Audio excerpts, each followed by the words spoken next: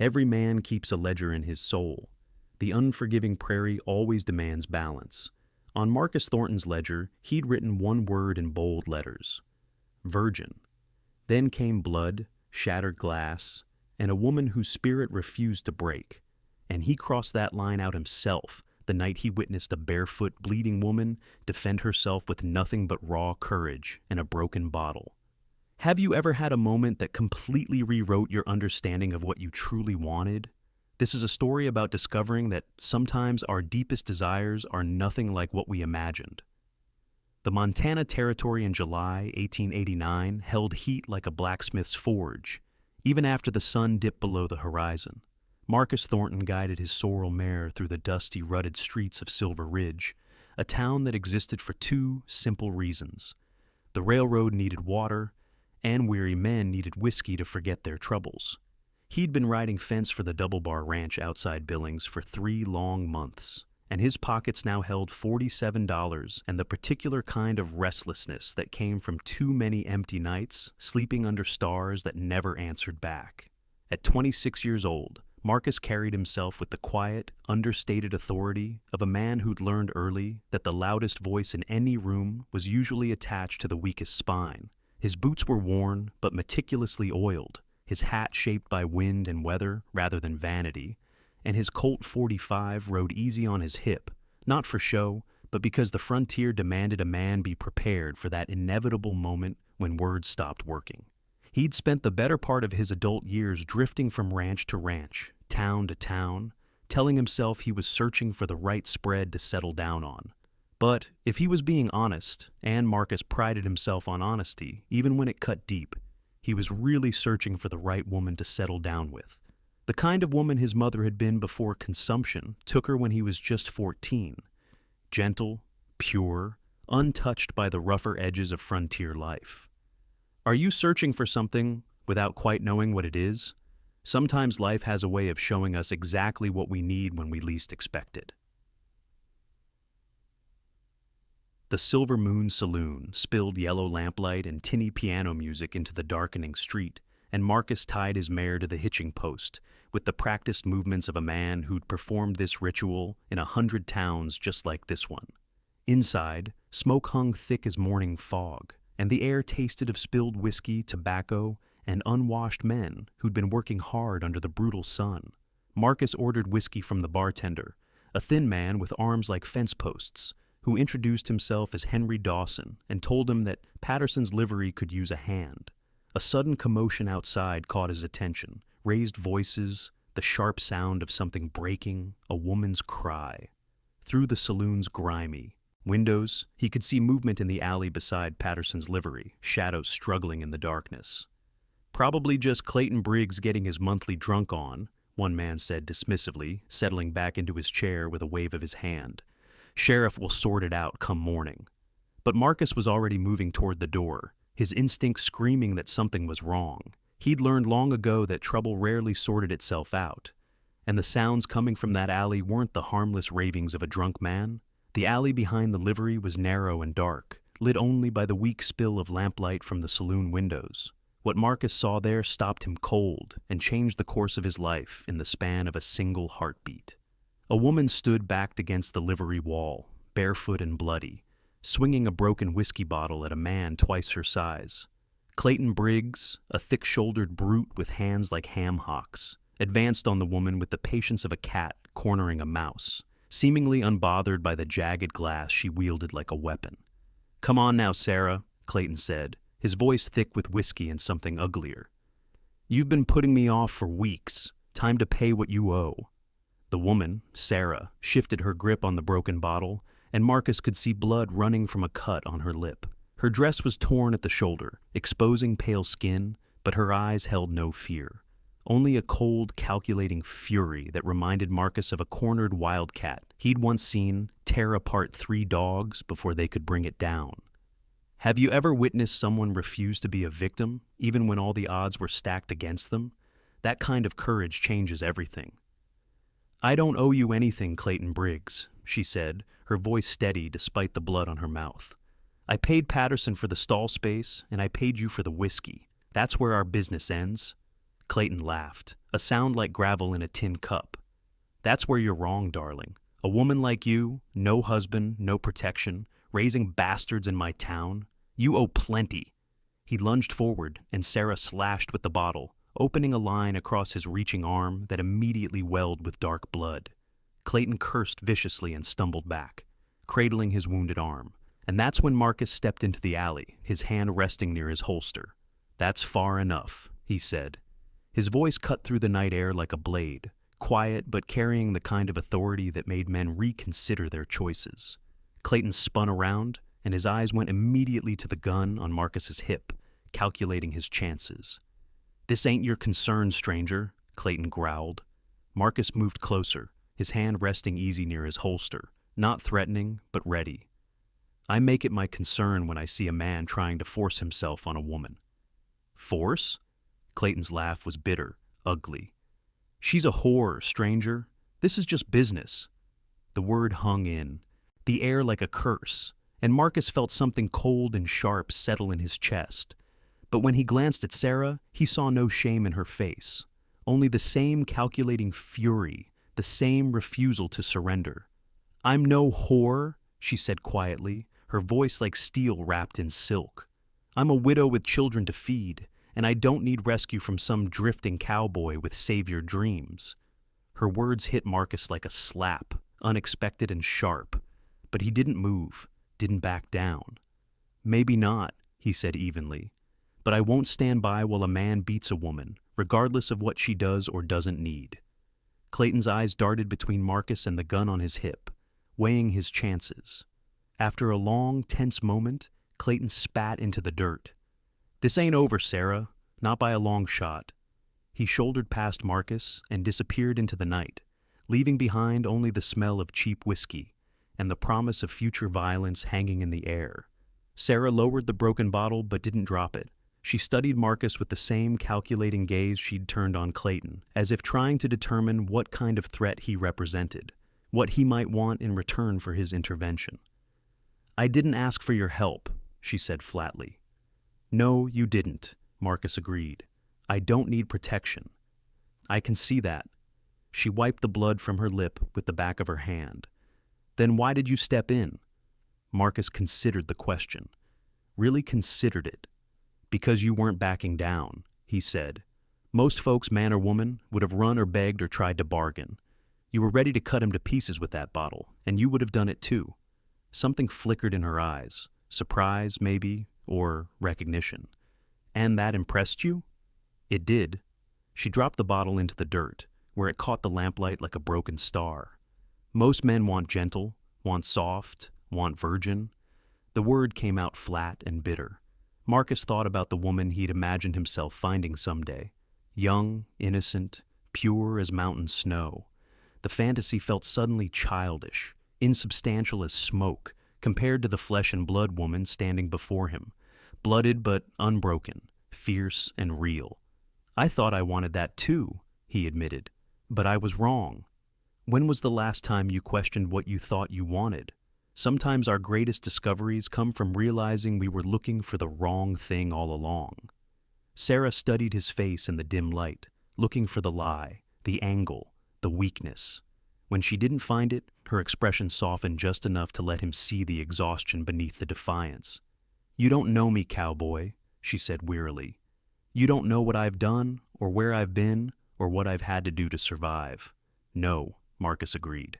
"But I know what I saw tonight. A woman who wouldn't break no matter what came at her. That's worth more than all the purity in the world." For a moment, they stood in the alley's darkness, two strangers, connected by violence and honesty. Then Sarah turned toward the street, her bare feet silent on the packed earth. "I have children to get back to," she said. "They worry when I'm gone too long." "Where are you staying?" She paused. "Room above the saloon. Patterson lets me work around the livery for part of the rent, and Henry gives me kitchen work when he needs it." "That's a hard way to make a living." "It's the only way I have." She looked back at him, and in the lamplight, he could see the fierce pride that kept her going. "What's your name, cowboy?" "Marcus Thornton." "Sarah Bennett." She nodded once. "Thank you for stepping in, Marcus Thornton, even if I didn't need it." "You're welcome, Sarah Bennett, even if you didn't want it." The ghost of a smile touched her lips, and then she was gone. Marcus watched her go, and only then realized his heart was pounding like he'd just run a mile.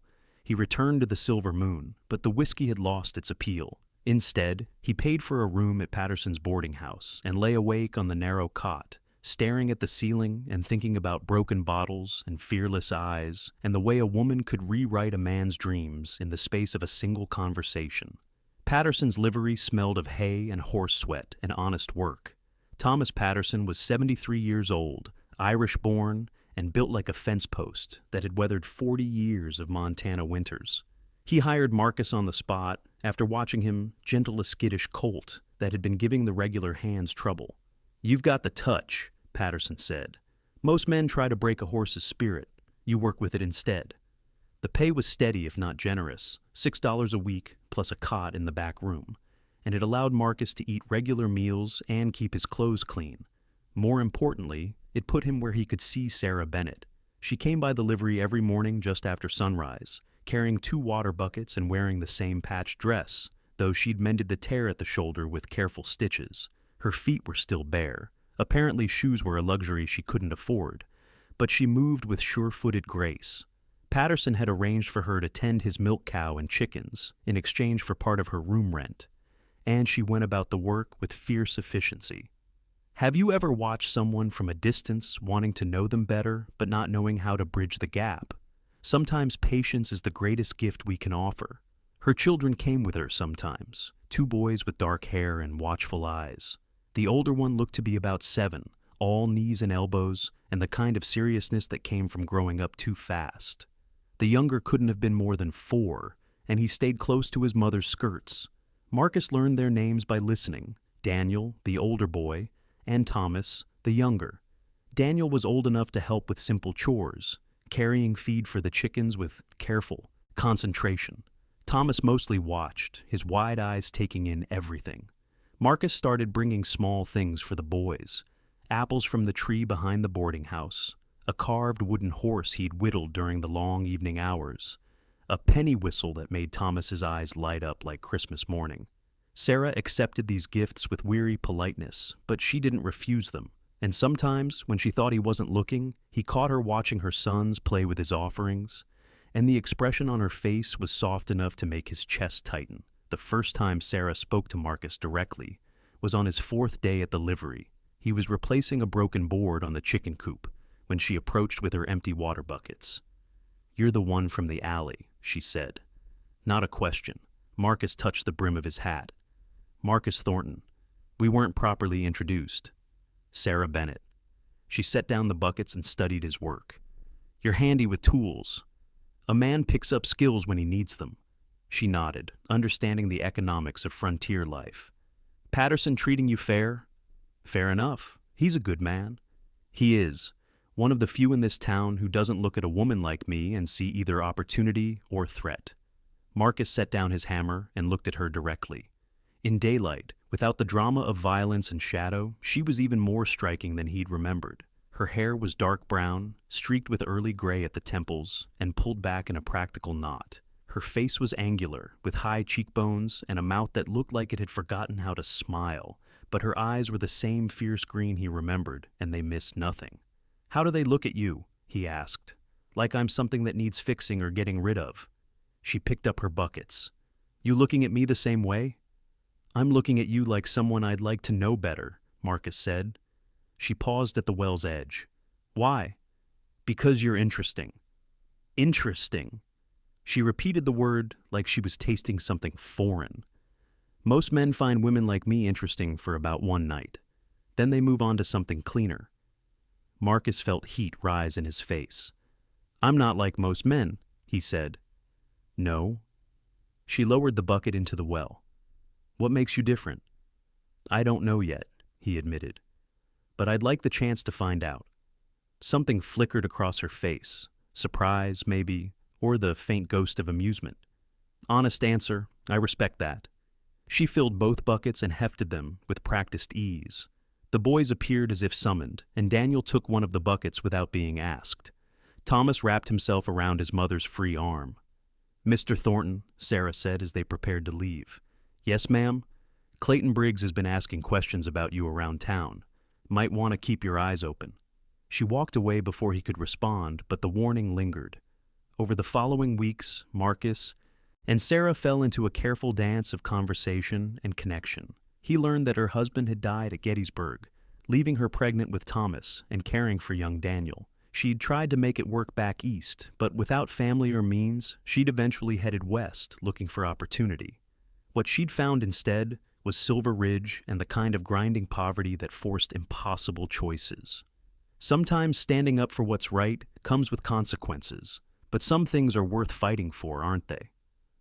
"You're getting attached," Patterson observed one afternoon, "to the woman and her boys." Marcus didn't deny it. "She's had a hard time of it." "That she has, but hard times make some folks bitter and others strong. Sarah Bennett's the strong kind." Patterson looked at Marcus with eyes that had seen 7 decades of human nature. "A man who wants to court her better be serious about it, because she won't give her heart again to someone who might leave." "I'm serious," Marcus said quietly. That evening, shouting erupted from the direction of the Silver Moon.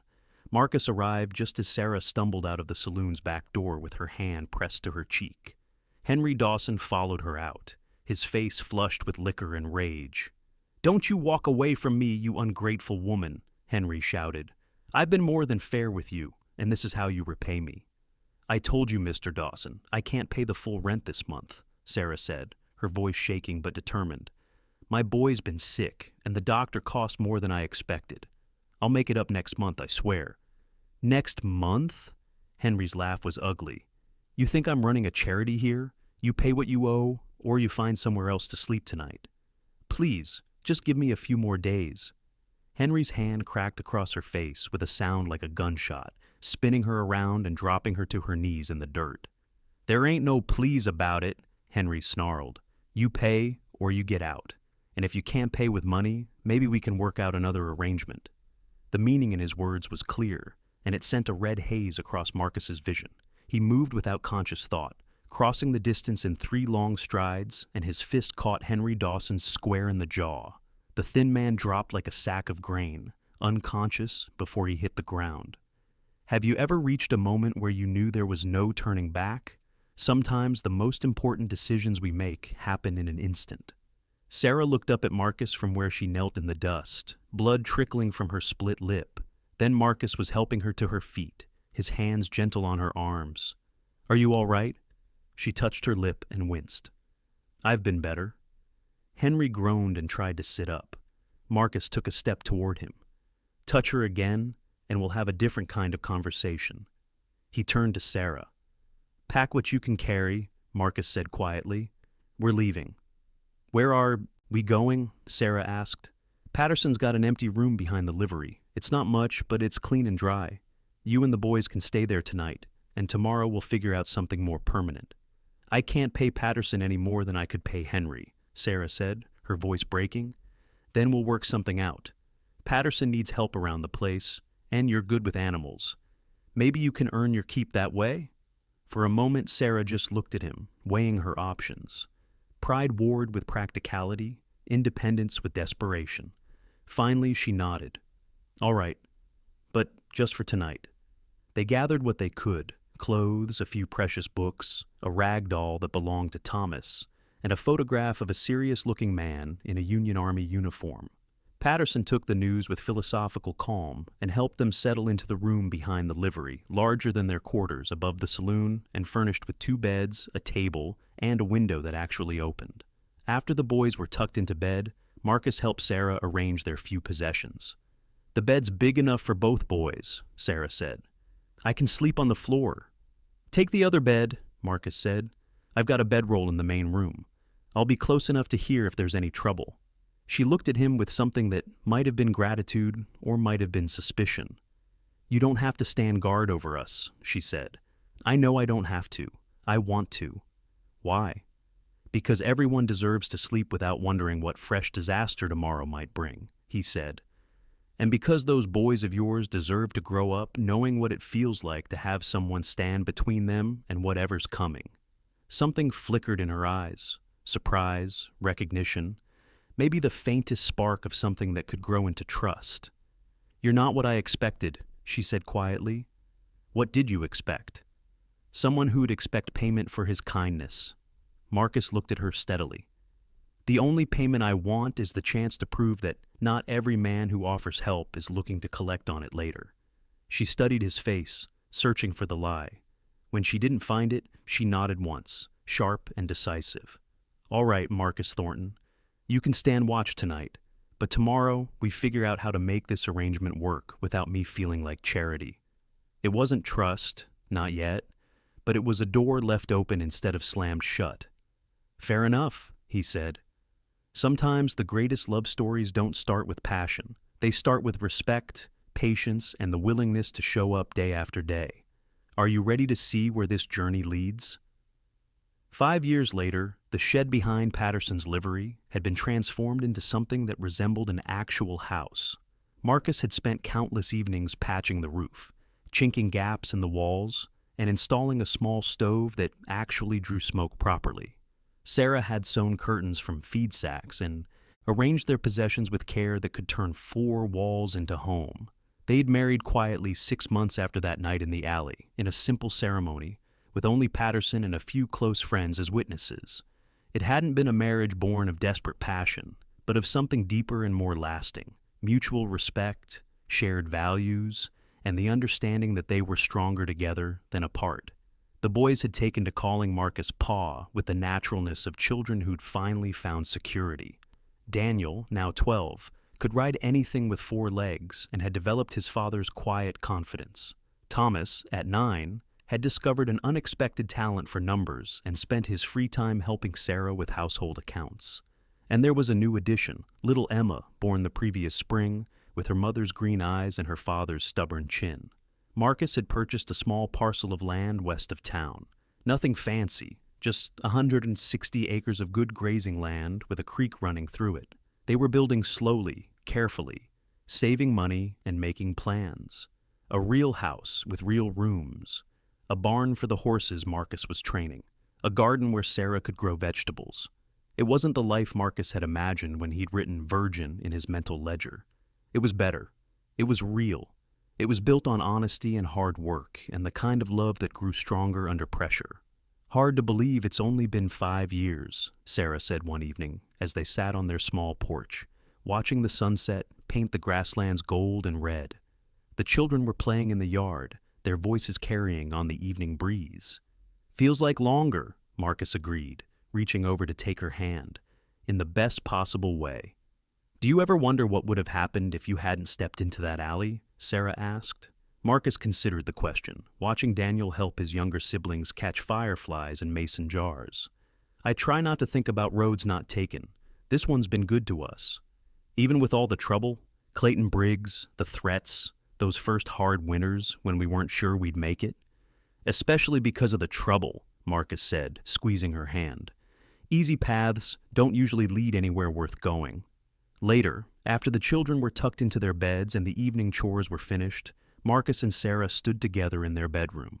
"I love you, Marcus Thornton," Sarah said, the same words she'd spoken on their wedding night and every night since. "I love you too, Mrs. Thornton," he replied, marveling at how such simple words could contain the weight of an entire world rebuilt from hope and stubborn determination.